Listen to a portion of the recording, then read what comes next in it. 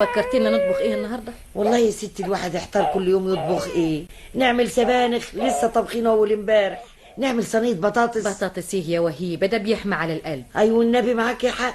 لا ولسه طبخين يوم ما كانت ست سميحه متغديه عندنا الجمعه اللي فاتت. نطبخ ايه النهارده يا سعاد؟ اللي يعجبك يا طنط. يا بنتي ساعدينا ينوبك سواد. تحب نعمل لك كوسه ودمعه وشويه رز؟ اللي يعجبك يا طنط عن اذن. والنبي انا بقول يا ستي بلاش طبيخ النهارده ونعمل حاجه فاضيه، ده حتى الخضار غالي موت الايام دي. ان كان علي انا طبق بصاره يكفيني واحمد ربنا واشكر فضله. تستاهل الحمد. انما سعاد نرضيها ازاي؟ وهو يعني ست سعاد بتاكل من طبخنا يا ستي؟ ما هو كل يوم والتاني تبعت تجيب حاجه من بره وتاكلها، وبقى لها على كده شهور. يا وهيبه هي عملتها غير مرتين ثلاثه؟ والنبي انا محبم عليا انها تطبخ هي بنفسها وتريحني شويه. ما دام ما بتحبش تدخل المطبخ مش ضروري نغصب. هي حره يا ستي.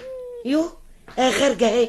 مش قلت لك يا ستي؟ يلا بقى كفايه يا بنت، اخرجي خلينا في الباب. حاضر. بخلي بالك من حمد. من عينيا يا ست. وبتقفل اوضتها كده بالمفتاح، خايفه من مين؟ ملناش دعوه يا وهيبه، هي حره. سعيده يا طنط. سعيده يا بنتي. على فين كده؟ رايحه لواحده صاحبتي. طب مش تقولي لنا قبل ما تخرجوا نطبخ ايه النهارده؟ نفسك في ايه نعمله يا لي؟ طنط ما قلت لك اطبخي اللي يعجبك. ليه يا بنتي؟ هو انت ناويه تتغدي بره؟ يمكن.